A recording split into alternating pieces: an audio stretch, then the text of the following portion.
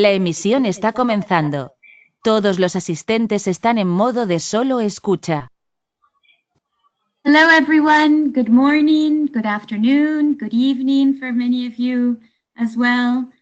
On behalf of the NBSAP Forum, the Global Environment Facility Small Grants Program, the IUCN Commission on Protected Areas, Working Group on Indigenous Peoples and Local Communities, and the Convention, the Secretariat of the Convention on Biological Diversity, I welcome you all to our webinar series, which started today, titled Indigenous Peoples, Biodiversity, Conservation, and Climate Change. Today's second webinar is titled A Connection to Place, a Dialogue on Biocultural Indicators. I am Alejandra Pero, and the webinar coordinator and facilitator. I warmly welcome you all to this webinar session. As way of background, the following webinar series provides a learning platform for the GEF SGP Fellows and partners to share their experience, work, and policy advocacy strategies in community conservation, promotion of biocultural diversity, intercultural communication, the interlinkages between biodiversity conservation and climate change, and the protection of traditional knowledge. The webinar discussions will also offer helpful inputs to the issues addressed at the Nature Culture Summit at this coming CBD COP in November in Egypt. And finally, the discussions this week will also highlight how women's capacity is being strengthened in understanding policy processes that affect them. Each webinar is led by a GF Small Grants Program Indigenous Fellow in partnership with a global practitioner and/or leader active in the same field. The webinars seek to address a series of questions, such as the webinar from earlier today, which looked at the kinds of communication strategies needed to highlight Indigenous peoples' practices to safeguard the environment vis-a-vis changes to the climate. This coming Thursday's webinars will look at what inroads Latin American Indigenous women are making in influencing policy regarding the protection and use of traditional knowledge, and how global conservation efforts are becoming more inclusive of Indigenous peoples and local communities' rights. In the context of biocultural diversity, today's webinar will look at what kinds of indicators address Indigenous well-being and what action is taking place to position these indicators on the national and global scale.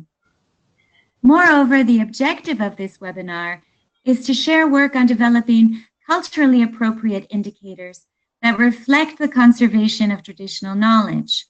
The GEF-SGP Fellow will focus on her work in northeastern India, and the speakers from the American Museum of Natural History's Center for Biodiversity and Conservation will highlight the results from a global dialogue held in April earlier this year on developing indicators of well-being that relate to connections between nature and culture.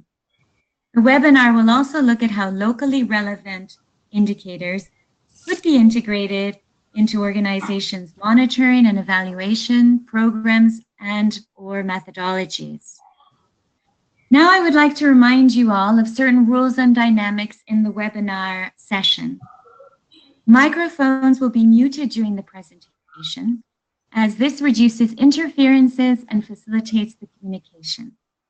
We will have around 35 minutes for presentations, followed by questions and discussion. Please send us your questions or raise your hand in the control panel of GoToWebinar. If you want to speak and the connection allows it, we will open your microphones during the Q&A session. We would like to remind our speakers of the importance to speak slowly and clearly. This will facilitate everyone's understanding. I would like to now introduce our speakers. The GF-SGP Fellow Tangkhul Naga, or Ating, as we call her, belongs to the Tangkhul Naga community in Northeast India. She is a member of the Naga Women's Union, made up of 21 Naga tribes in the northeast of India. As a traditional knowledge holder, she focuses her work on issues related to food security and gender, community natural resource management systems, biodiversity conservation, climate change adaptation, and resilience building. Ating began her career as a natural resource management organizer and a project technical officer in the Northeastern Region Community Resource Management Project in India, funded by the International Fund for Agricultural Development, or IFAD. She has also worked with the Asia Indigenous Peoples Pact, based in Thailand, coordinating the environment program at the regional level, and has worked closely with the International Indigenous Forum on Biodiversity. Ating will be followed by Dr. Eleanor Sterling, who is a Jaffe Chief Conservation Scientist at the American Museum of Natural History Center for Biodiversity and Conservation. Building on her interdisciplinary training and over 30 years of field experience in Africa, Asia, Latin America, and Oceania, her work focuses on the intersection between biodiversity, culture, and languages, the factors influencing ecological and social resilience, and the development of indicators of well-being in biocultural landscapes. Eleanor is currently Deputy Vice Chair for the IUCN World Commission on Protected Areas Core Capacity Development Group, where she co-leads working groups on capacity development evaluation and on Indigenous peoples and local communities. She co-founded the Equity, Inclusion, and Diversity Committee of the Society for Conservation Biology and the Women in Natural Sciences New York chapter of the Association for Women in Science.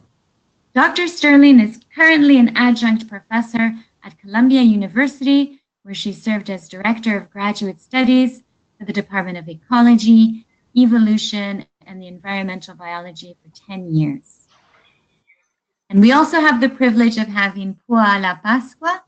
Puala is a biodiversity scientist, also at the Center for Biodiversity and Conservation, specializing in biocultural approaches in natural resource management.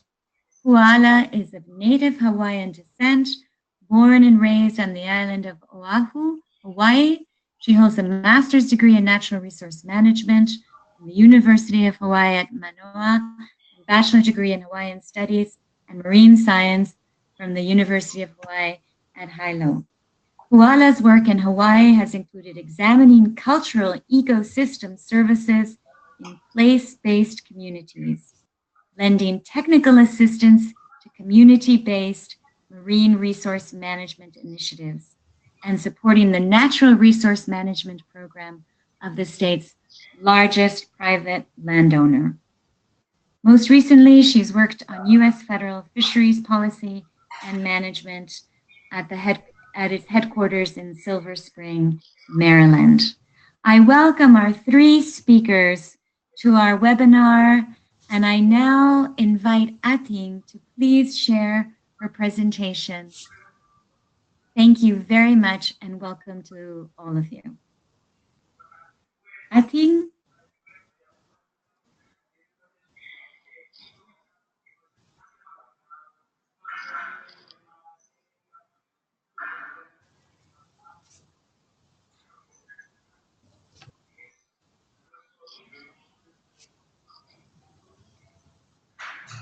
Thank you, Ating. If you could, we'll get started. Thank you.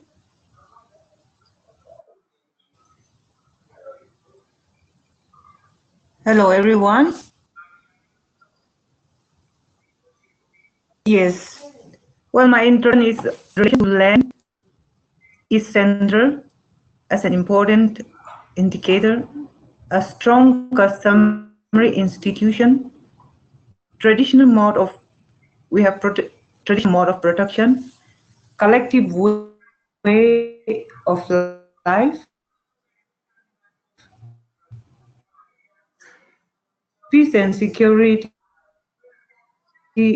important indicator for conservation of traditional knowledge. My presentation are based on observation, focus group discrete rapid assessment.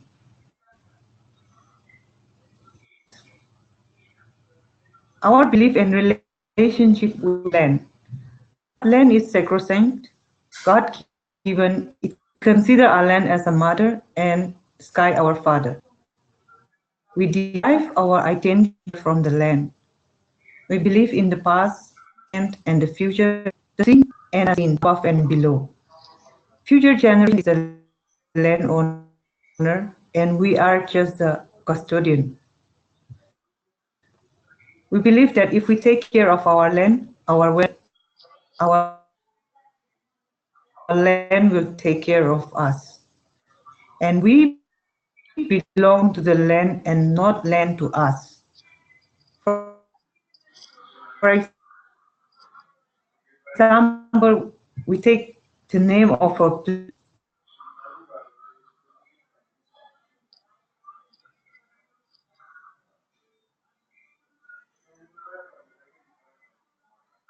community council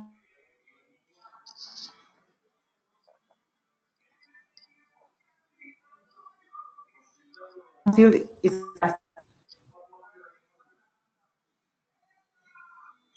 and we have also active areas. The village headed by heritage chief, the clans are the council called the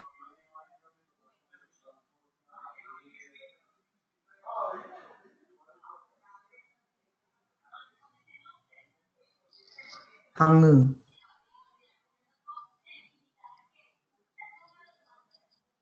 Hello, this is Diego Choa, the technical support of the webinar. So sorry for interrupting you, but we are experiencing some problems with the audio.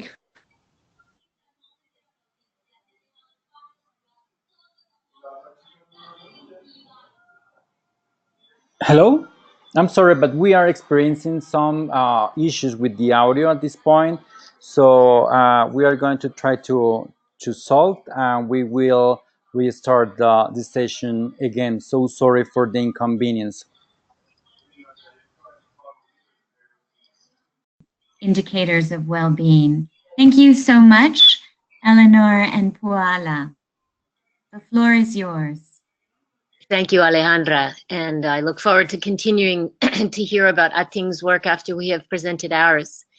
So today, on behalf of many people here at the Center for Biodiversity and Conservation, Puala and I are going to talk about linking nature and culture and a biocultural approach for indicators of well-being. Here at the Center for Biodiversity and Conservation, we work to transform knowledge from many different kinds of sources and perspectives into conservation action. Similarly, with the World Commission on Protected Area, as Alejandra noted at the very beginning of our presentation, we work on capacity development issues relating to Indigenous peoples and local communities, and specifically focusing on specific needs of Indigenous, traditional, and local community stewards. We have many goals and objectives under the guise of the World Commission on Protected Area Working Group, but one of them is to develop and implement learning platforms for community-based recording, monitoring, and reporting of the areas that they manage, that they steward. And through all of the work that we do, both with the WCPA and with the Center for Biodiversity and Conservation, we take a biocultural approach to understanding how things are going. And we focus in on indicators because it's very, very important to understand what success looks like and to transmit information about success to others. And our biocultural approach to indicators begins with understanding locally grounded questions and institutions. What do people in a particular place care about? What do they want the future to look like for that place? And then a biocultural approach would use participatory methods to ensure that indicators of success for any particular initiative are relevant for decisions that take place at the local level. And those issues explicitly encompass both environmental as well as cultural elements of the system, which is why it's called a biocultural approach.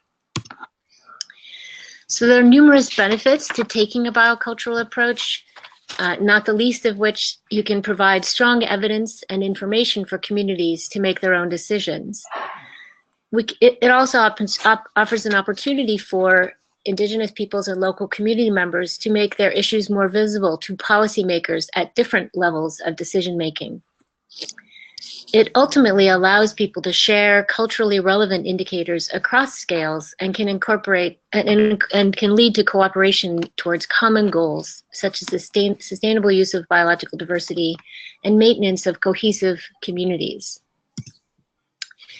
So perhaps it's useful to provide some examples of indicators that link people and place and nature and culture. Some organizations, such as the Satayama Initiative and Biodiversity International, are working on developing indicators that people can use in various settings. And one indicator from the Satayama Initiative work is one that says households and communities are able to move around between different production activities and locations as they need. So that's an indication of a healthy community. And the second indicator is strong families and kinship networks are built over generations, and that strong families have others they can rely on in times of need and neighbors that they can trust. Another set of indicators that would be that would emerge from a biocultural process might be my children leave food on my neighbor's porch, or as was recounted to us by a Maasai pastoralist, children sing songs to their favorite cows.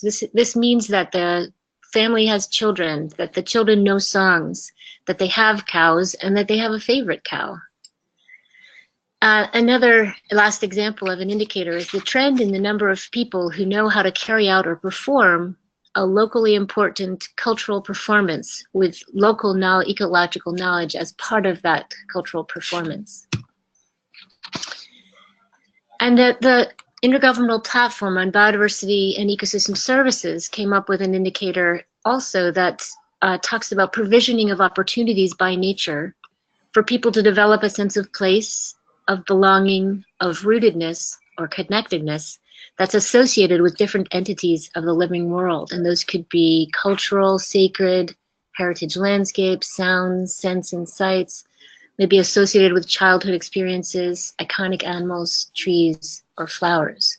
So these are just some examples of indicators that are drawn from a biocultural approach. And now Pua'ala will talk a little bit about the work that we're doing here at the Center for Biodiversity and Conservation and an action group that we started recently. Thanks, Eleanor. Well, I hope that provided some helpful background for all of you. And as Eleanor mentioned, at this point, I'd like to segue into sharing some information about a group that we helped to coordinate, as Eleanor mentioned, called the Action Group on Knowledge Systems and Indicators of Wellbeing, or just Action Group for short. Note at the bottom of the screen that we do have a website, amnh.org/action group. Please head over to that website to see full information about the group and some of the products that we've produced. The Action Group meeting in New York City took place in April 2018 and engaged nearly 100 participants in a cross-cutting exploration of knowledge and well-being themes in a forum that encouraged collective sharing and learning to build and support a community of practitioners who use or are interested in using indicators of well-being or similar social ecological oriented indicators.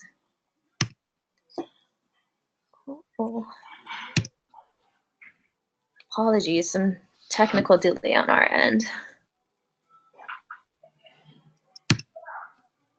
Give me 1 second and I'll relaunch us.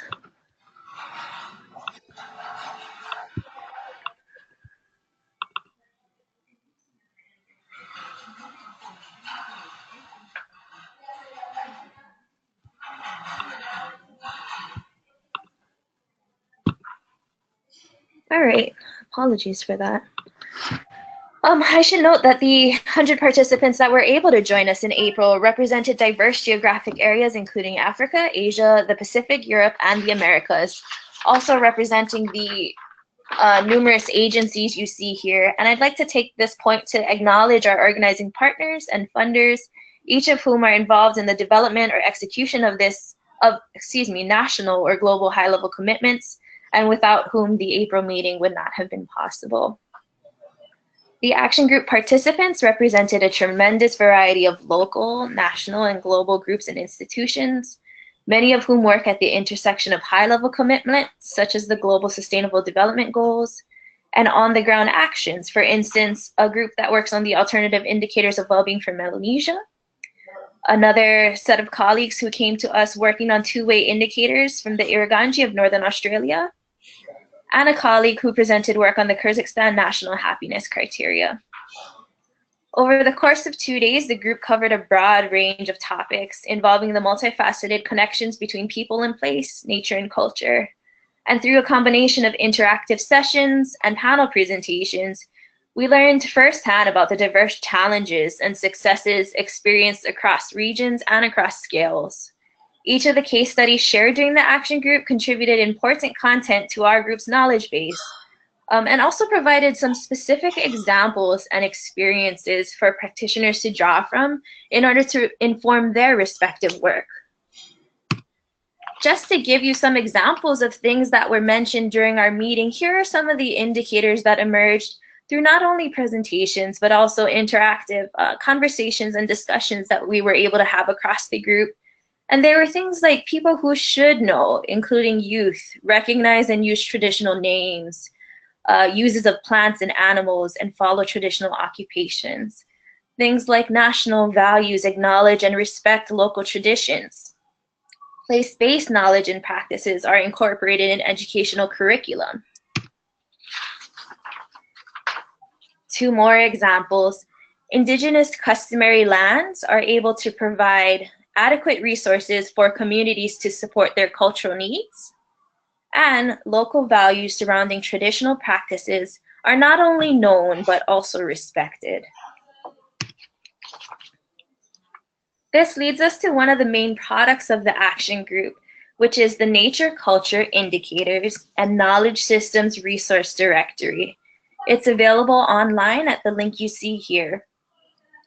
The online directory serves as a content hub for sharing the existing tools and materials on community-based and culturally relevant monitoring, assessment, and management of resources and well-being, with a specific focus on approaches that link biological and cultural indicators. The directory will serve as a dynamic content hub for sharing existing materials, and resources gathered to date include frameworks, guides, case studies, and practical tools that can be useful to communities, as well as many of the national institutions, researchers, and organizations that work with communities.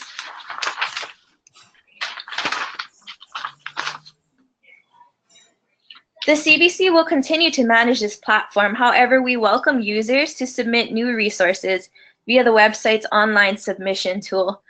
Thus far, I believe we have about 75 resources to date, but we always welcome additions and your feedback on the website. So please do reach out to us should you want to submit additional resources, or if you have any questions for us. Our colleague Helen Brink is the main point of contact, and her email is listed here.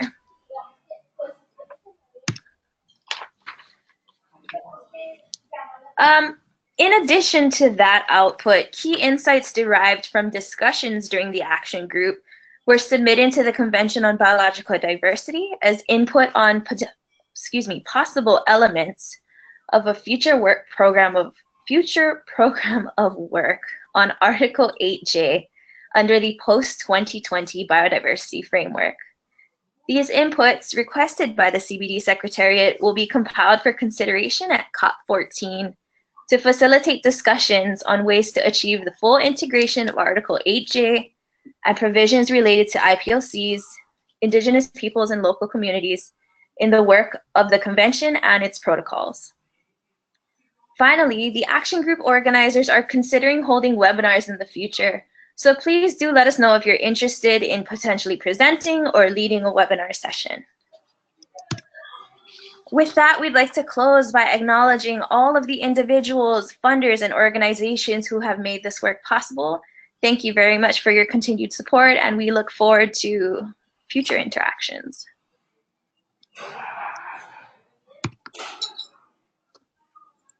Thank you so much. Thank you so much, Puala, and thank you so much, Eleanor. I just wanted to say that while we have Ating, who will be now presenting her presentation, but over the phone, and we will move the slides for her. I just want, while we continue to make that happen, I thought I would just open the floor a bit to ask some questions on this presentation. And I also just wanted to mention that a discussion will also be taking place, one of the streams of the Nature Culture Summit, which will be taking place during the COP14 CBD this coming November, will be on biocultural indicators. So the discussion will continue also during the summit to continue to delve further into this issue and also continue to raise awareness. And I think that also as we move into a vision of post-2020, I just thought, just to get us started, what kind of further steps need to be taken to ensure that these kinds of indicators can be taken on and absorbed within more organizations and who are working, well, more organizations, more high-level organizations such as the UN and others. Are there any questions right now that we can open up the floor? Let's see. Is there any questions? While we have Ating get her presentation set up. Let's see. Do we have anything right now? I'm looking. Okay. So we don't seem to have any questions at the moment. So I just. Sorry for interrupting you, Alejandra. Yes, there is a question from Franciel Laclé. Oh, sorry. Can you see it now? Perhaps you could read it for us, Diego. Sure, I don't see it. It says, "Hi, I was wondering whether a link has been made with the SDGs indicators framework."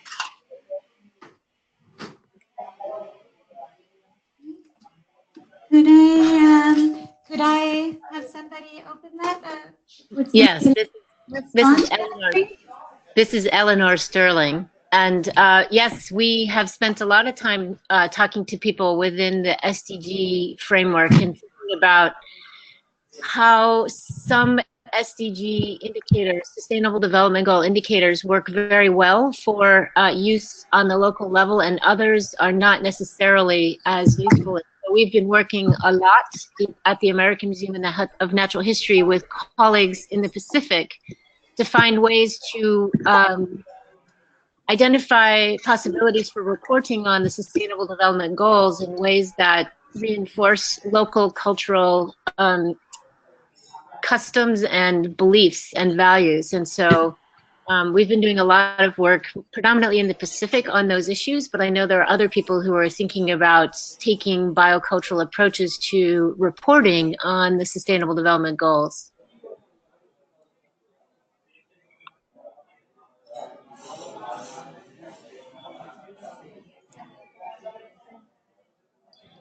Thank you, Eleanor. Thank you so much. Any other questions? We don't have more questions at this point now. Okay, great. So I think now let's see if we can connect with our other speaker. Alejandra, sorry, we have a hand raised, so let me know if you want this participant to open the microphone. Yes, please. Let's have, let's see, I'm seeing now, Eva Gurria, please. Hi, question, Eva. Good morning, colleagues. Can you hear me well? Yes, thank you. So this is Eva Gurria from the Equator Initiative at UNDP, and thank you so much for both of your presentations. This is really interesting and will definitely help inform a lot of the work that we're planning for the CBD Cup. And great to hear Puala again. I just met her at one of the CBD workshops in the Pacific. So I just had a specific question about zooming in into a couple of biocultural indicators. I mean, with the wealth of biological diversity and cultural diversity, what is your thinking in maybe having a couple of indicators, or as a link to the SDG indicators, are you thinking of having a couple that people could focus on? Is it, I am assuming it is very complicated to do so. And what was your thinking about helping us guide this area of work? It seems so complex, and the wealth of diversity in our world is incredible. So I'm just trying to get my head around about how to focus on a couple of biocultural indicators. Thank you.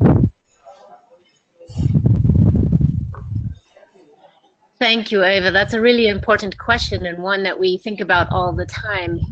There are some groups out there, like Satoyama Initiative, who've come up with a list of 20 indicators that they recommend could be used across multiple sites and places.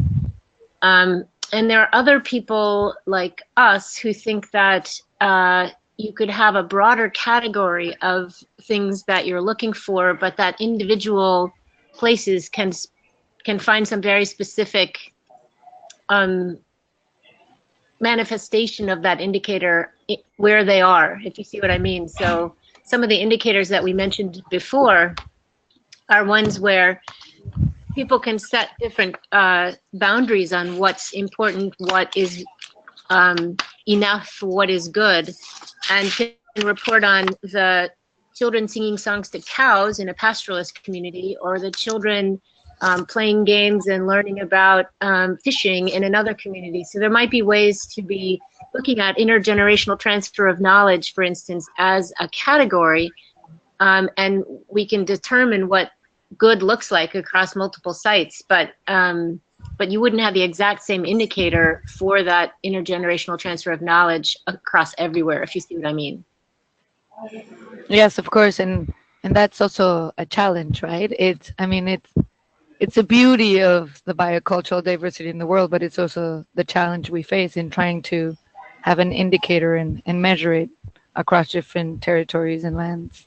It is, but I think one thing we ask ourselves a lot is, why do we need a standard indicator, and how is that meaningful, in fact, across multiple places? I've been involved in a lot of operations where we use a standardized system to be able to measure something, and because the questions that we're asking are in fact sometimes culturally inappropriate, the people who translate the questions to a local community actually translate them incorrectly and ask questions that are more culturally appropriate. So even the data that we're collecting when we think we're standardized are not necessarily standardized, because the implementation of those questions can be problematic. So I think we have to ask ourselves, is it really possible to have good, solid, meaningful, standardized criteria indicators, or can we actually ask ourselves, if people across communities and aggregated at the national level are able to self-report how things are going, isn't that just as accurate as some kind of a standardized indicator that may not actually be meaningful across multiple areas? Indeed. Thank you. Thank you so much. We have a couple of written questions, and then we also have we have Minnie Degawan, who has also raised her hand for a question. So I'm going to hand the mic over to Minnie, please. Minnie, can you hear us?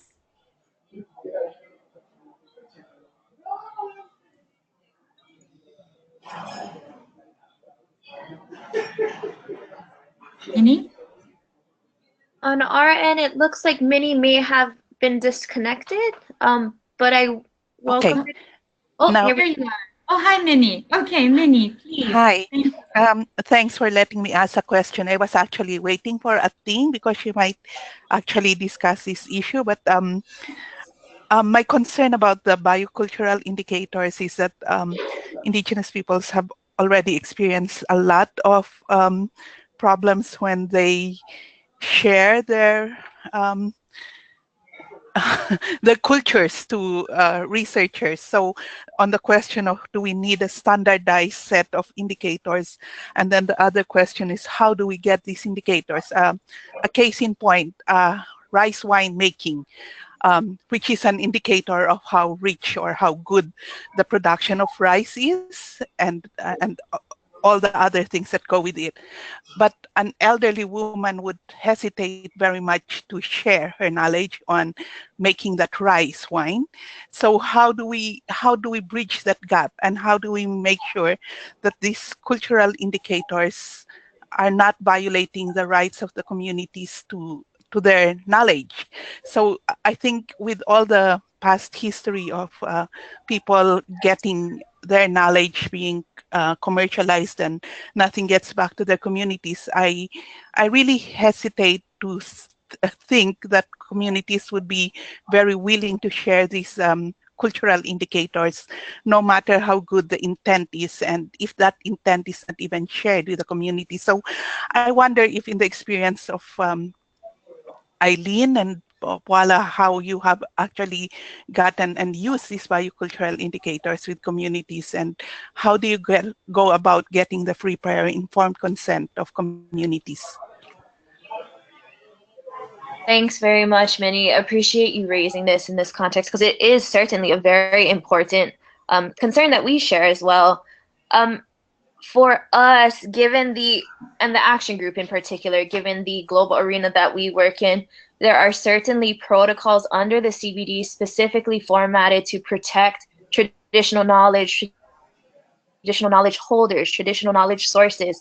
So in that setting, those set a precedent for how to conduct work. But on our own end, in exploring this topic and trying to think through meaningful ways to engage in ways that are also sensitive to what you just raised, I think that we stress that it's more about the process, the biocultural approach that I spoke to, and certainly free, prior, and informed consent comes into place for researchers anytime we work with people. But beyond those human subject sort of guidelines, when you're working with individuals from IPOC communities, there's also cultural responsibilities, perhaps, cultural obligations to the folks that you're working with. And it's a responsibility to make sure that you're not hitting on things that people are uncomfortable talking about. And if so, it's not something to pursue further. So our approach in thinking through biocultural approaches and thinking through ways to make sure that our work is meaningful for the people that we work with and approached in a culturally and locally sensitive manner is what helps us beyond those formal policies to kind of, on where I'm from, we call it a na'au, or a gut check, to make sure it feels okay from a cultural perspective to be talking about some of these topics. And in any culture, there are things that you don't talk about. So navigating those sensitivities is always at the forefront for myself and for the team that I work with.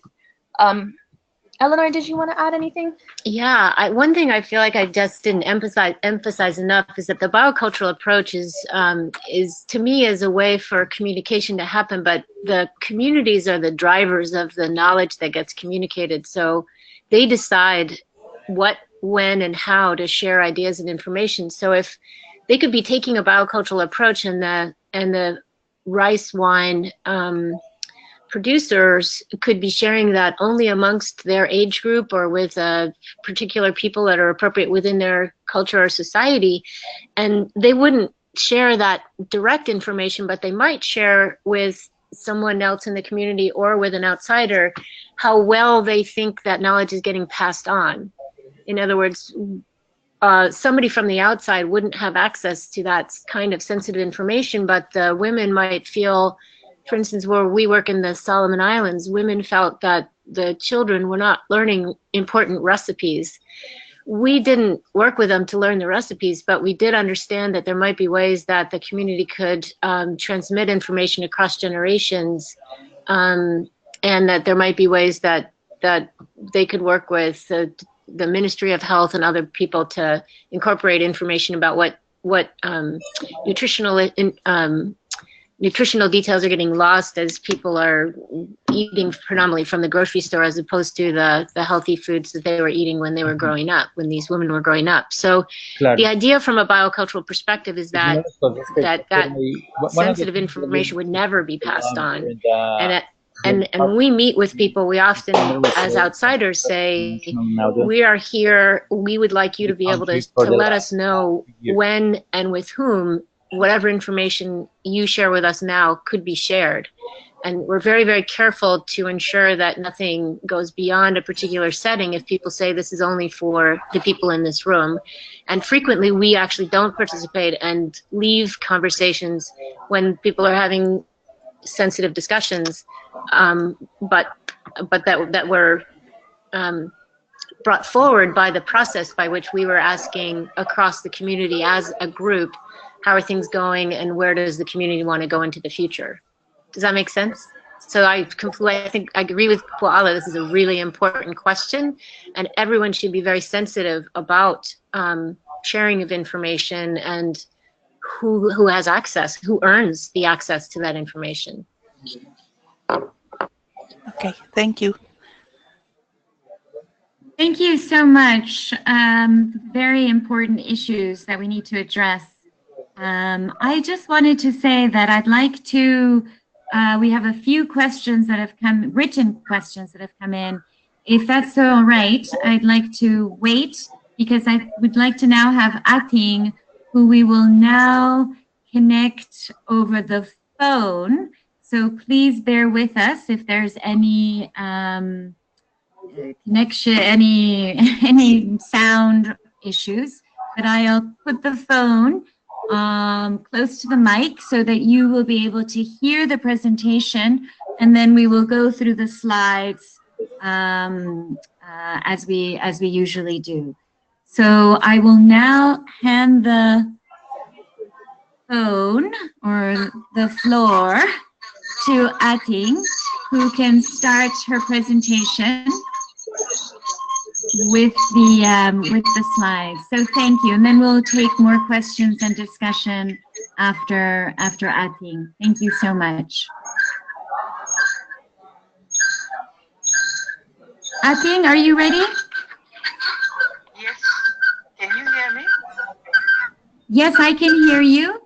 I think we can. I'm sorry, Alejandra, but there is a lot of background noise from the phone. Can you put it far from the computer in order to facilitate the communication? Ating, yeah, that's not. Ating, is that noise? What can we do about Ating? Shall we try to? Ating, maybe we can try again with the presentation. The computer. Okay, that's on the phone. So I think we'll just, this is not working on the phone either. All right. So I think we'll now try again with Ating on the computer. Thank you. So Ating will now invite you. See, we'll try again with Ating, and then if not, we'll just take more questions. And Ating's presentation will be available online for us to look at. But let's see, hopefully we'll be lucky this time. Ating, are you ready? Thank you. Ating, please unmute your microphone in order to listen your voice.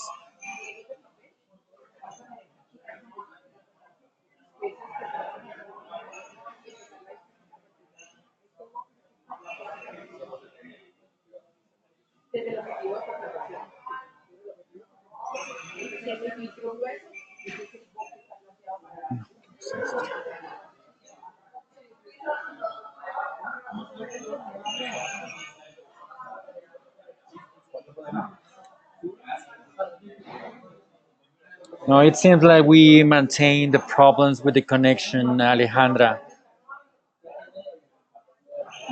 Okay, it seems as though we have we're not able to connect with Ating. It's very unfortunate. She has done amazing work on this issue. So what we'll do now is we'll just carry on with our questions. So let me open again the questions so that, and I also see another hand raised. I believe it's Apolinario Cariño. Is that correct? The name that I have here with the question? Yes, Apolinario, would you like to ask your question? Thank you. Thank you. Thank you so much for this opportunity. It's good evening here in the Philippines. Good day to everyone. Hello. Currently here in the Philippines, particularly for Negros Island, a version of the localized baby sap is being made. However, not much has been mentioned on this topic. And unfortunately, again, a lot of indigenous peoples are residing here on Negros. That's why it's called Negros Island, because most of the people, the Spaniards, noticed when they colonized the country and when they arrived here on Negros, they saw a lot of migrators. And these are the indigenous peoples who lived long time ago here on the island. And so what can we possibly contribute, or shall we say, update on this, because this is recently made, and then unfortunately no indigenous peoples have been invited during this workshop. And in fact, I get lots of problems working with them currently because a lot of NGOs have been helping them as promised, but nothing has been said. And this was raised a while ago by some of our colleagues who said they do not provide information already, and then a lot of these indigenous peoples were just being researched and nothing was even given to them back. So in this case, how can we possibly update this or incorporate this into the plan? Could you please enlighten me for those speakers and even UNDP perhaps? Thank you. That is such an important question, and something that, you know, clearly a non-biocultural approach was used in developing the PNB SAP. I do welcome my colleagues at UNDP to think about what processes could be put in place that could help to ensure that the plans and indicators that are used listen to and draw from the local perspectives and values. Alejandra, do you or Eva want to try to answer any of this?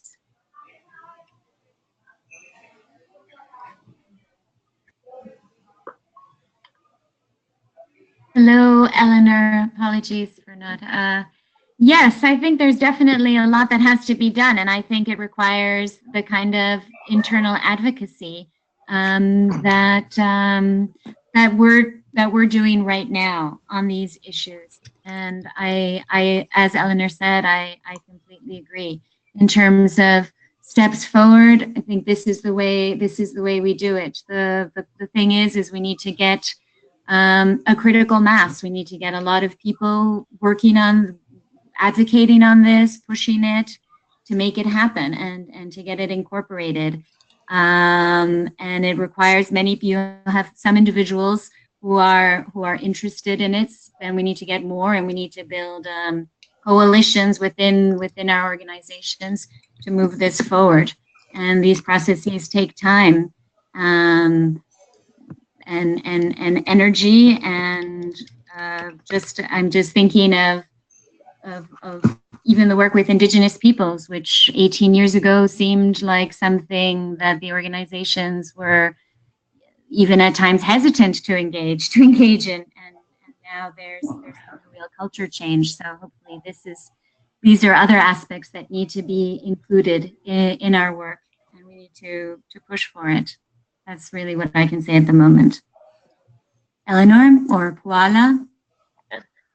Yeah, I mean, another thing that we have been thinking about doing and been talking to our colleagues in the Pacific about who are reporting to the CBD and Sustainable Development Goals is to put together a short set of questions that everyone could answer when they're looking at an indicator that came from the outside, and say, does this indicator help us to measure what we need to be measuring on the ground to make effective decisions? And if it does, is it are the methods that they suggest we use appropriate to our culture for gathering the evidence in order to report on that indicator? And if it does, great, we'll use it. And if not, then we provide a set of opportunities or questions or queries that people could make to sort of move along to help them decide what to do. They could either modify the indicator and send back a modification of that indicator and just continually report on that through time. And through that process, the message gets to the outside entities that they need to start thinking about different ways of asking the indicators, of different indicators to ask for. And another option is to recognize that those particular indicators in some cases may just not be useful at all, and then report on something that is useful, but allied or related to the concept. So for instance, if $2 a day for the minimum amount that people earn is not a useful metric, you could actually report on the ability for communities to feed themselves and identify sufficient resources for them to live in a sustainable way. There are ways you can come up with metrics that are essentially what the international metrics are trying to measure in terms of well-being and health and happiness, but you can report on what's most important on the ground. And so that's one of the things we're trying to do. And if Apolinario, if you're interested, let us know, and we would love to share with you text as we start to develop it with our colleagues and see if it might be useful in situations like you're talking about with things that you're being asked to report on, but they're just not relevant. Yeah, thank you so much for that enlightenment. I would be very willing to join you guys. Great, thank you. Thank you. I'm going to look now at another question we have written here from Anup Kani, who is in India, in Kerala, who is also comes from an Equator Prize winning community. So I'm going to read his question. Thank you for the presentation. How does the indigenous community get connected with modern technology which you are using for protecting TK? Okay, so I guess it's a question related to connecting these issues with modern technology and how can we protect TK with the threats or the advances in digital technology and modern technology. That's a very relevant question, and one that is coming up more and more and more, given people's access to knowledge and access to communities through digital technology in particular. Eleanor and Puala, would you like to start with some initial reflections on that kind of question? Yeah, we can certainly take a crack at it. But I think that there are others on this call who could provide equally valuable responses. So let us try, based on our experiences and the things that we work with, and then we'll perhaps open it up to others if our colleagues, and I'm sorry to keep saying UNDP, but any others who work on protecting traditional knowledge want to chime in with specific actions that their organizations implement. So if that sounds okay, we'll respond first, and then we'll see where it goes. So Anup, we only use the technology that's available to the communities with whom we work. And all of the tools and techniques that we use are based in what people in the communities know how to do. And if they, for instance, want to learn how to download and use satellite images for them to look at change through time in their community, we'll work with folks to learn that technique, and then they're the ones who have the data, have access to the data, and choose what to do with those data. If they don't have access to satellite images, but they want to be thinking about mapping, they use maps that are available to them. So I'm not sure we actually use modern technology in the way that you're thinking about, because everything we do is built on what is available to or needed and requested by the communities with whom we work. So I think in that case, it might be better for others to respond if they're trying to bring some kinds of technology to a community that that the community doesn't have and may not necessarily be able to maintain afterwards. Yeah, and just in reference to that protecting TK portion, that was my nod to some of the agencies that actually implement the policies that protect TK, if any of those groups would like to chime in. But with regards to that online directory that I mentioned a little while ago, that directory collates publicly available resources. So on our end, we are not publishing or sharing, I should say, anything that hasn't already been shared publicly, which would have already cleared the processes of making sure things are appropriate to share and articulated in a way that's accurate for the communities that it comes from. So that directory has those safeguards in place in that sense, and we're not going to share anything that's not locally, culturally, or in terms of, as I mentioned earlier, human subject sort of policies. Anything that's not appropriate to share according to those guidelines. Not given prior informed consent about sharing the information. Yeah. Would anyone else from organizations with policies for protecting traditional knowledge like to chime in with resources or any additional comments? Puala and Eleanor, I just wanted to add to this. There is great attention taking, well, I know that there's in Australia a lot of work taking place in terms of the effects of digital technology and how communities are protecting themselves from this kind of accessibility of their knowledge unknowingly through satellite, through many different kinds of technological advances at the moment. And there's actually talk of developing a kind of working group that will be addressing these issues, because this is obviously something that's quite new of the last, let's say, 10 years. And especially how to incorporate it into guidelines, into, for example, as even even into the draft, even into the Declaration on the Rights of Indigenous Peoples.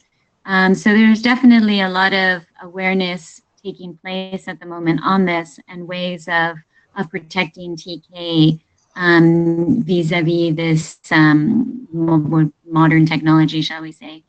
So I just wanted to mention that there's quite a lot of work taking place right now on this through various organizations. But I do see a hand here from Pius Lupa. Would you like to respond to this issue? I will hand you the microphone or unmute you if possible.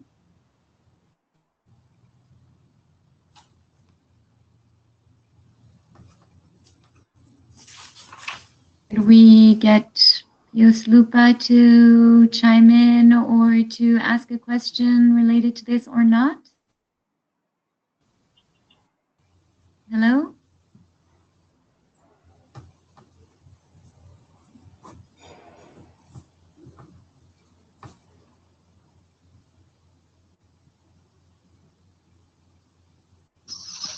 Hello. I wanted to know about the discussion about the biocultural conservation measures, especially for indigenous people on mountains.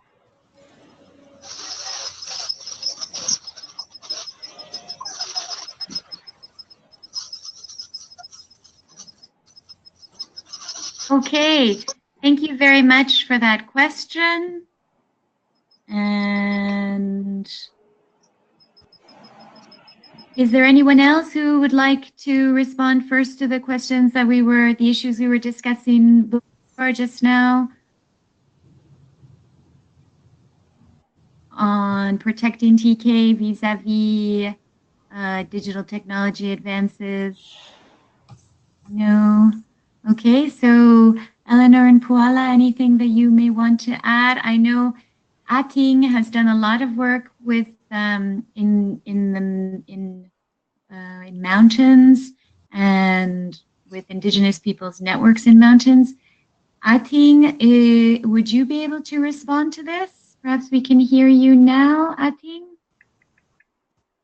since this is something that I know you work on very closely.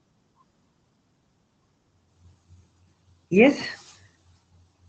Great, please. And Ating, if there's anything you'd like to share on any of the matters that we've been discussing until now, please do so. We seem to have a connection with you right now. Yeah, one quick concern that I would like to share to the group of one important indicator is the peace and security in indigenous lands and territories, which is a culturally appropriate indicator for us, because for us to move in group is very important, and when we move in group, we share our information, knowledge, stories. So it's a kind of protecting our traditional knowledge.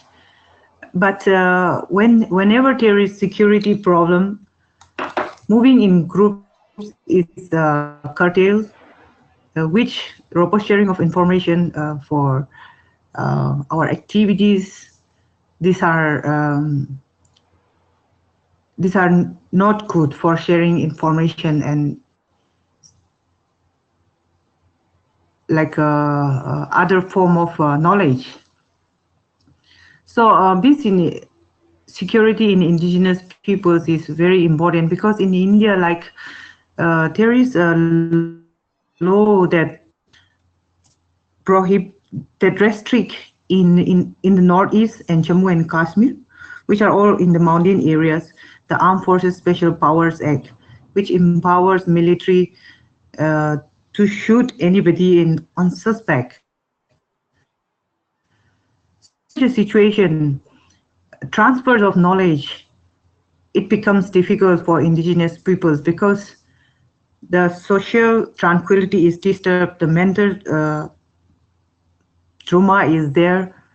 So I think for me, we consider peace and security as an important indicator. Hello, can you hear me? Yes, that was lovely. Alejandra, now that we have Ating, and I heard her quite well, do you think we could revisit the idea of her finishing her presentation? Yes, absolutely. Now it seems that we have a good connection, and I was just thinking the same thing. Ating, why don't you do your presentation now? We still have time, so it would be wonderful to hear you. And then for the audience, we have not forgotten your questions. We will get back to them, but let's please listen to Ating. Ating, can you perhaps start your presentation now? Yes. Thank you. So slide 1 is just introduction of the topic, and slide 2 is about the cultural appropriation indicators of well-being, with special reference to Tangkhul Naga Indigenous people in Northeast India. My presentation are based on observation, a focus group discussion, and participatory rapid assessment, as well as quick information survey. From this, we consider land as an important indicator and center for community well-being. We have traditional mode of production only, and the strong customary institution as an important indicator and collective way of life, and then the peace and security in indigenous areas as an important factor. So the next slide is about the map of Ukhrul district in Northeast India. The next slide is our belief and relationship with land. This is related to conservation of biodiversity as well. For us, land is sacrosanct. We consider it is God-given and it cannot be traded. We consider land as our mother and sky father. We derive our identity and culture from the land. We believe in the past, present, and the future, the seen and unseen, above and below in the land. For us, the future generation is the landowner, and we are just a custodian. We believe that if we take care of our land will take care of us. And we belong to the land and not land to us. So for example, when we name a child, we refer to the name of the place as well. The next slide is on land tenure and access to natural resources. We have 3-tier community land tenure systems, and access to land and natural resources are universal. Number 1 is the community tenure system, where all households have access to community land irrespective of gender and social status. Second type of land tenure is the clan tenure system, where the clan chief is the custodian or head of the land. And the third is the private tenure system, which is inherited by the eldest sons. So we also have a practice of common resource regime, where river resources, forest resources, grazing area, water pond, minerals, etc. are shared and regulated by the village councils. But in the shifting cultivation area, the land tenure is private, but is utilized as a common resource. And for us, we consider that we cannot transfer land to outside community. The next slide, our land use types and diverse landscapes.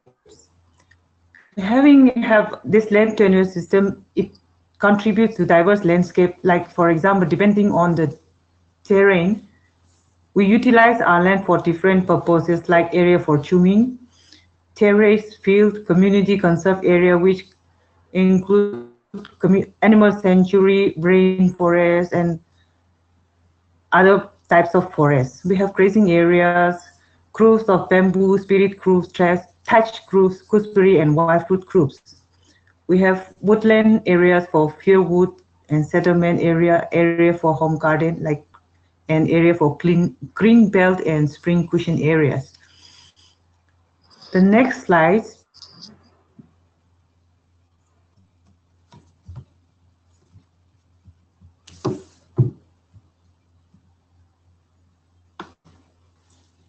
Our land use types and the tenure system contributes to biodiversity conservation and practices, where 76% of our land is under forest cover.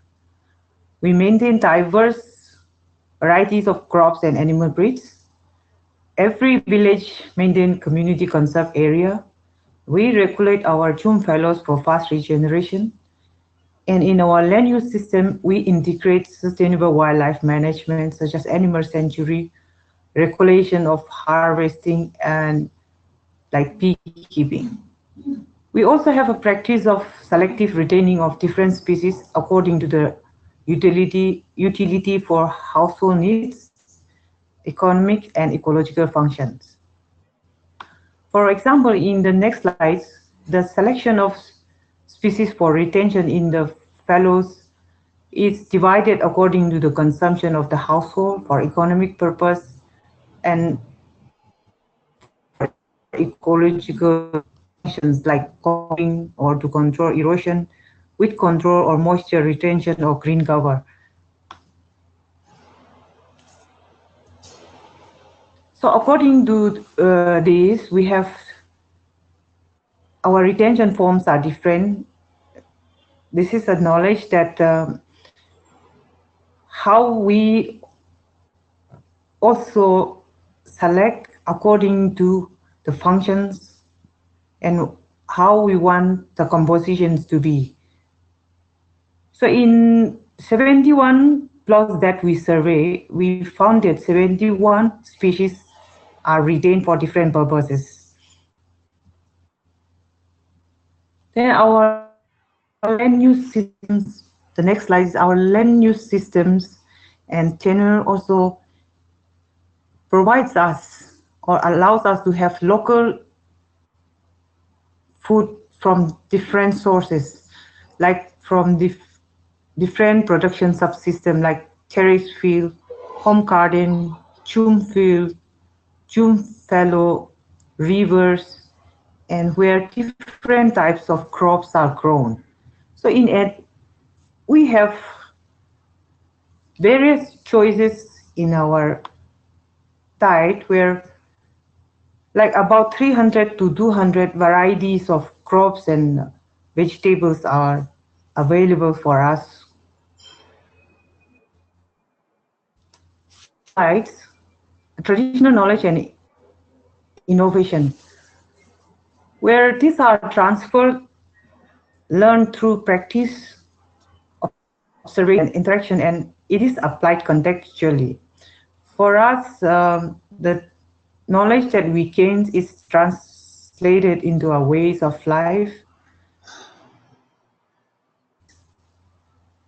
We speak about 220 different local dialects, where we can name one like flower or bird in different more than 200 dialects. So this is also a way of our innovation.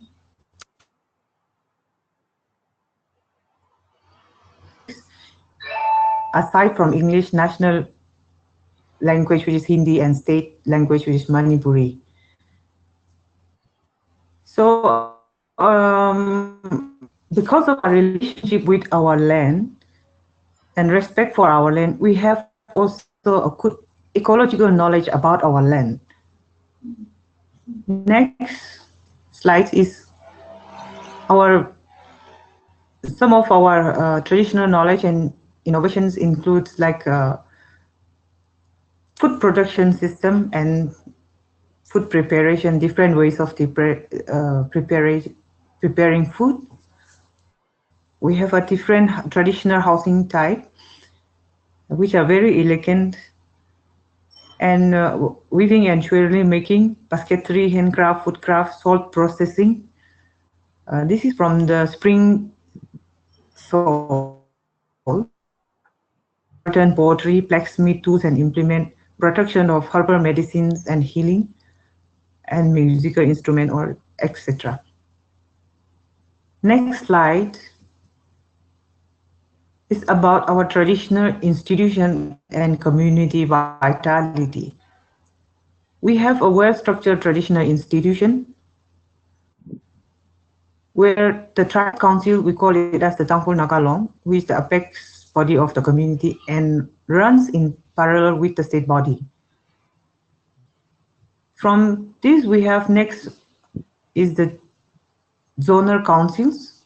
We have 4 zone councils which takes care of our respective areas.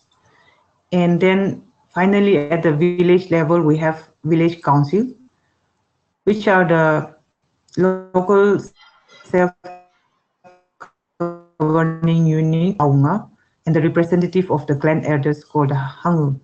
They are responsible for equitable distribution of resources,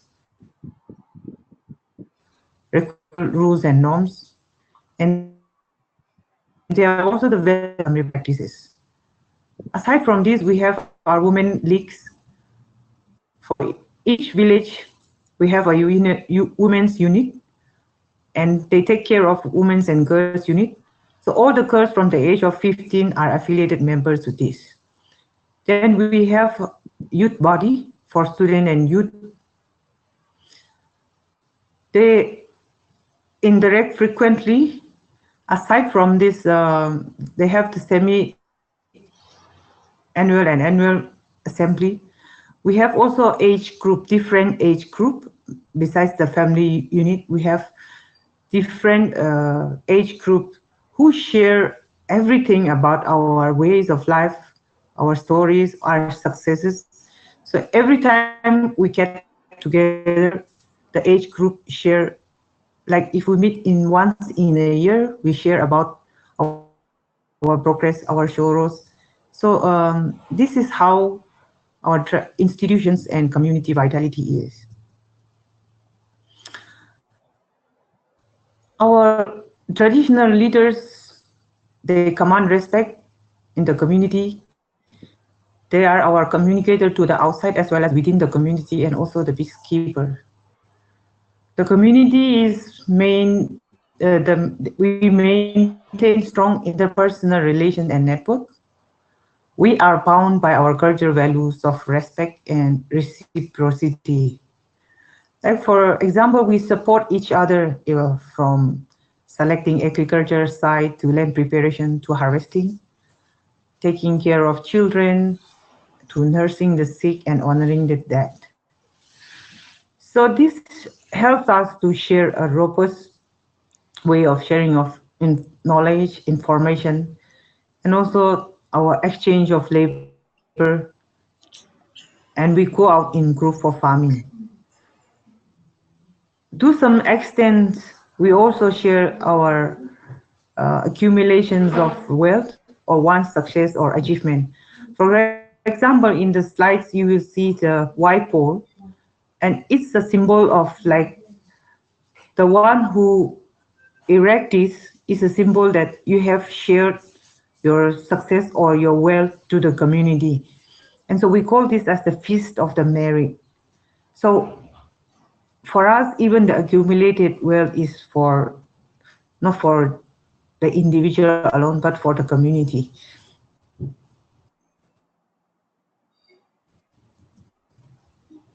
The slides is a comparative of emotional well-being of TAM-affected village with non-affected village. Their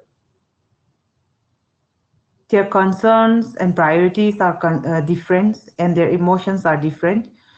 But this is just a work in process, and I could not give a complete detail of this. But like I say, peace and security in indigenous places a concern and important indicator which related to practice of traditional knowledge and conservation of traditional knowledge. Because for us, it is through interaction, it is through practice, and it is through observation that enriches our knowledge. So once this movement, like mobility is restricted, going in group is restricted, this is not helping for transfer or conservation of traditional knowledge. It may be different in different areas, but in our context, peace and security is important indicator, which is also an Goal 16 of the Sustainable Development Goal. That's all from my side. Thank you.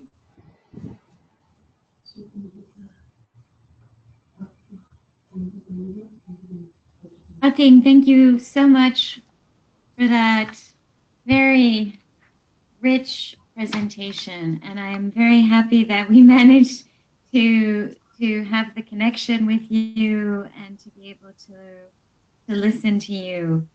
So thank you, and thank you to all the participants who in our audience who stayed on and had the patience to put up with all the technical glitches. I'd like to open again now for questions. We do have to wrap up very soon, so I've asked our organizers if we could have an extra 10 to 15 minutes. So I will open up again the floor for questions. And I will also return to the questions that we have not yet responded. So I will go to a question by Johannes Haas. Thanks for interesting presentation. You talked about the importance of participatory approaches to identify biocultural indicators regarding indigenous well-being. Could you mention some examples for such methodologies and how they could be applied in a culturally sensible way? So we have that question that we had not yet come to. So I'll give the speakers a few minutes to think about that.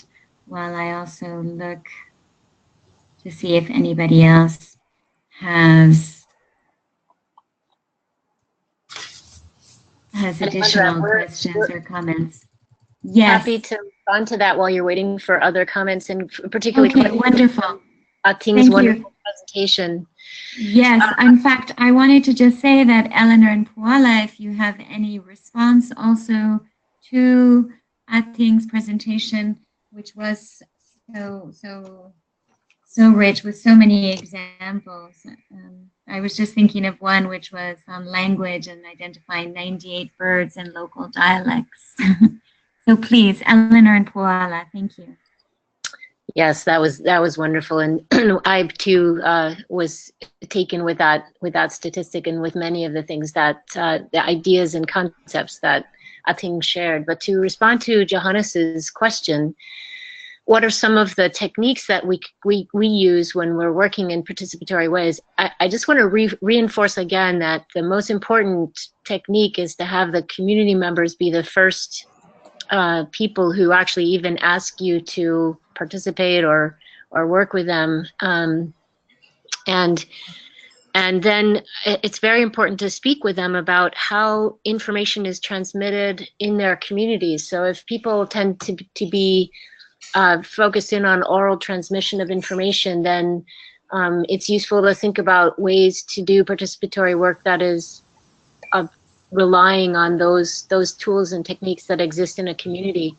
We also we don't generally come in and do work as outside facilitators. We work first with local community members who have skills or interest or already are leading in strategic thinking and planning across the community. And then that to me is, in fact, we're participating in what's already existing on the ground, and bringing in ideas and information from other places where we've worked, or skills and abilities that we have, but also learning from people on the ground. So in terms of approaches, I think one of the most important approaches is deep listening and humility on the part of anybody who's working in a community. But that being said, there are some tools and techniques we've used in places like the Solomon Islands where people were really very interested in art-based facilitation, and instead of, sharing information or ideas and then writing it down, we actually worked to draw things, and local artists worked with artists who were also scientists to think about ways that you could depict how things were going in a community and what the situation was currently in the community in relation to several factors that were really important to the community members, and then where they would like to be going into the future, and sort of doing some modeling and some pictorial modeling of what things are going well and what things aren't going well, in order to think about where to invest energy into the future. Some other examples are, a lot of people use 3D modeling, and we heard that in one of the presentations this morning, the previous webinar, where a lot of work is happening using 3-dimensional modeling in CAD. And you can also do similar work with, say, remote sensing or other ways to visualize and work with people to have a collective vision for space and place, and then think about future modeling or future scenarios based on things from the past, things from the present, and ideas for the future. So those are just some examples, but I'm sure there are other people, and Puala, perhaps you have some experiences to share. Yeah. Before I launch into my own experiences, I will mention that the online directory we shared during our presentation does have various toolkits and resource books in them for folks that are just starting out and trying to better understand the full scope of participatory methods or work that others have undertaken in this arena.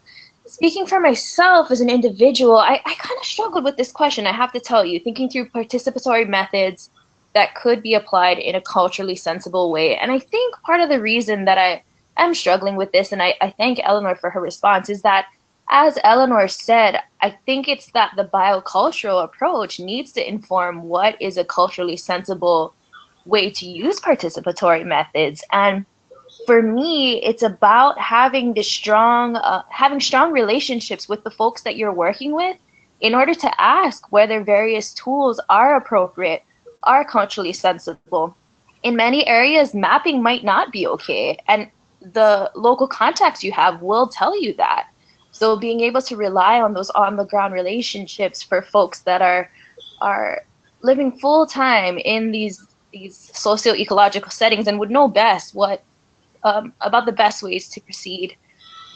Given that, in my own experiences, we in Hawaii, we have a breadth of cultural proverbs, which are wise sayings or poetical sayings, perhaps, composed in our traditional language. And that has been a method for us to engage community members to reflect on their observations of the natural world and intersections with cultural practices in creating new proverbs to help us understand, characterize, and also internalize these observations. So thinking through existing pathways, as Eleanor said, for information dissemination, for the maintenance and perpetuation of traditional knowledge, I think that's a really critical aspect in thinking through culturally sensible participatory methods. Thank you, Puala. Over to you, Alejandra. Looks like we have some hands up as well for Ating's presentation. Yes, thank you. We also have a written question from Pius Lupa, and this is for Ating. Thanks, presenter. I would like to ask about the gender inclusion in the leadership of that particular community. Are women, youth, sorry, I'm just reading. Are women, youth take in heading the leadership of being a clan chief? So it's about how are women involved, how are youth involved in leadership in the community, I think. Okay, thank you for the question. Yeah, first let me share my view on the participatory approach. For oral tradition like us, I think storytelling is like a very good participatory tools where we can directly, instead of directly approaching, we can ask them to share stories of the land, of their people, and slowly like that's how you build our rapport with the community. So next, the question about gender inclusion or youth in the council. Yes, gender inclusion is a big issue for us also. Women are not included in the traditional decision-making body, but women have our own platform. For youth in the in some, we have women in the village council as well as in the traditional council, donor council. But for youth, we have our youth body, which also like it's their own forum. But some youth are there, yes, in the traditional, aside from the youth council, they have council or in the traditional body as well, the tribe council.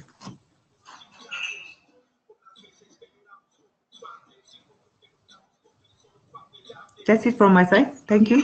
That's fine. Thank you, Ating. I also see that we have, I will ask Pius, whose question was written, but also has a hand up if there's an additional question, follow-up question. And I hand the floor to Pius, and then we have one more question from Nimal, and then we will have to wrap up. So Pius, please, Lupa. Thank you. I do live with a community in Karamoja, Uganda, and basically I'm a pastoralist.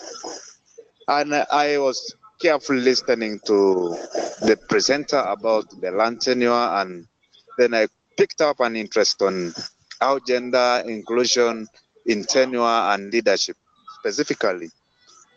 I was wondering, in Indian community of the presenter, how do they value people living on mountains? Do they have land rights on the lowlands? I'm asking this because communities like the Hik in Uganda live on top of mountains, and the inhabitants who have occupied their ancestral lands claim the ownership of the forest, the water sources, and they seemingly to be marginalized completely from their rights.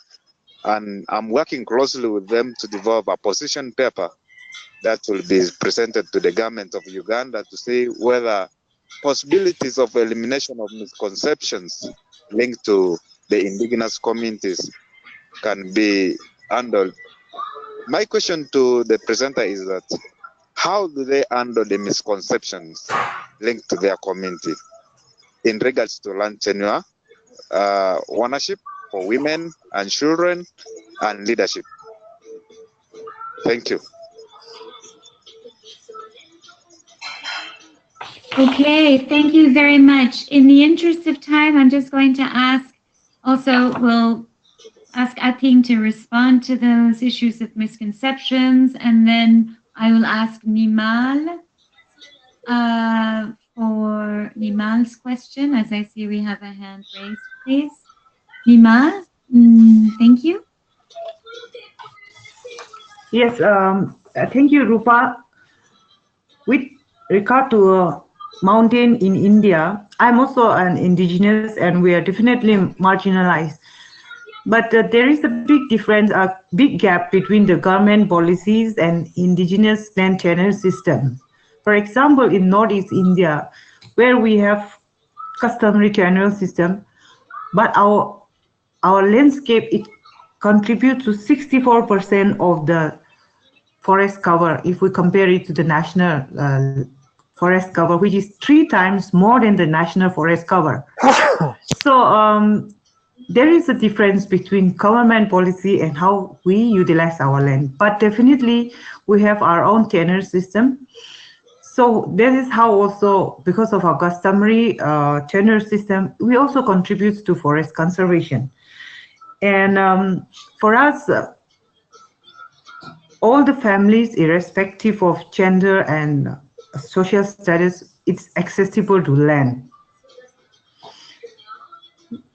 And with regards to inclusion and leadership, I think it's also not only the institution that gives us the space, but also the willingness from the individual who wanted to be leader is also important. Because I myself, if I'm not willing to take a leadership role, even if the opportunities are given, that's a different thing. So from the community point of view, there is very much encouragement. But because we have different, like youth have their own forum, women have their own forum. So this is also one way, even if we are not there at the tribe council, but we are already there at the youth or women forum. So this is, but having said that, I'm from India, we have totally a different context with the mainland Indian context. So Northeast is, we are mostly tribal areas. We call indigenous people in India as tribals or Adivasis.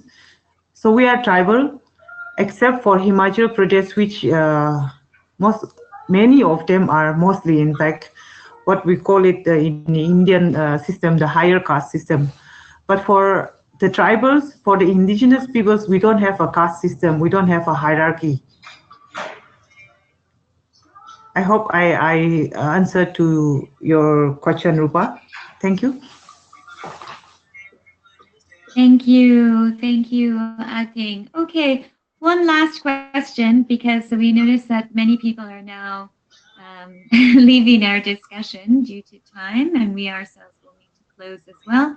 So our last question from Nimal, please. Thank you.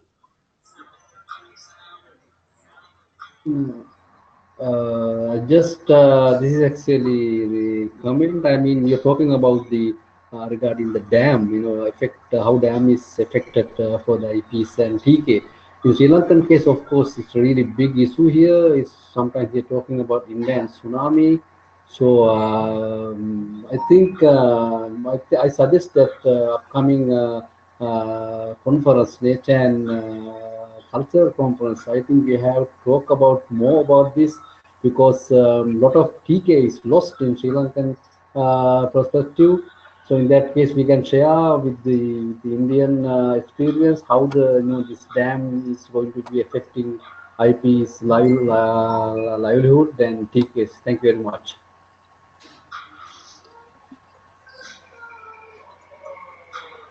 Thank you. Thank you for that. Many issues this has brought up, emotional well-being as well, issues of peace and security as well, which you highlighted numerous times, that thing. So we've got, this is the tip of the iceberg, as they say, in terms of a discussion. Much more, obviously, can take place, but unfortunately, we must close now.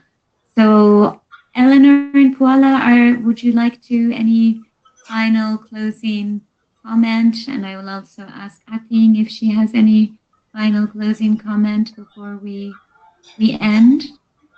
Eleanor, no additional Puala? comments. Yeah, no additional comments for us. Just wanted to thank all of you for being here today and sharing the time with us. And we look forward to our continued work together. Thank you very much. And Ating? Yeah, I wanted to apologize for the bad connection here in my place. Internet connection is not very good here, so I have caused a lot of trouble to all of you. But I also wanted to thank all of you for sharing and for also participating in this webinar. Thank you all.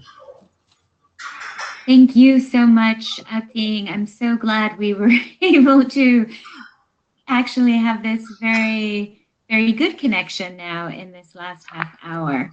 So it wasn't a missed or a lost time. So thank you. And thank you very much to Eleanor and to Puala as well. We will now be closing our webinar. Again, many thanks to all of you and to the participants and the audience as well, also for sticking around and having the patience, and everyone for sharing their valuable time with us. I just wanted to, in closing, mention that we will post the recording of this webinar on the NBSAP Forum YouTube channel. The webinar recording link, along with all of the presentations, will also be posted on the conservationtraining.org course in the notice board. So you will, everyone who is registered will receive this information as well. Please don't forget to visit the NBSAP Forum homepage, because that will also give you some of the summaries of the webinars as well. So we just wanted to thank you all. The NBSAP Forum is a global partnership, and we are hosted by the Secretariat of the Convention on Biological Diversity, UNDP, and also the UN Environment Program. So our next webinars will be on Thursday. So we have 2 interesting webinars as well, and we hope you will join us. We have one in English, which will be about community conservation, the challenges and opportunities in connecting community and conservation. And then one in Spanish, which will be looking at Indigenous Latin American women and their influence in political spaces related to conservation, related to biodiversity conservation. So we invite you to those webinars on Thursday. Thank you very much for your time today. And thank you very much to Diego as well for all of his organizing and technical ability.